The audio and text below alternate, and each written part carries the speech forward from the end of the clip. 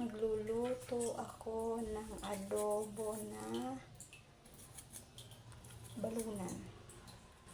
Ang unang gagawin ay magpapakuluan ko ang balunan. Pagkulo na, saka lalagyan ng asin. Pakalagay ng asin at tanggalin yung bula-bula. Tapos aahunin. Pagkaahon, igisa ko ang bawang at luya.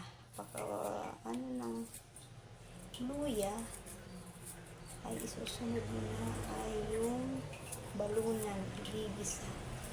Pagkagisa ay sumunod ay yung sili.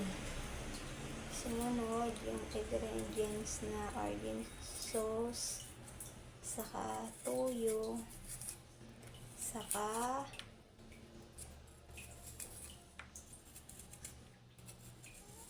bitchin. Yun lang.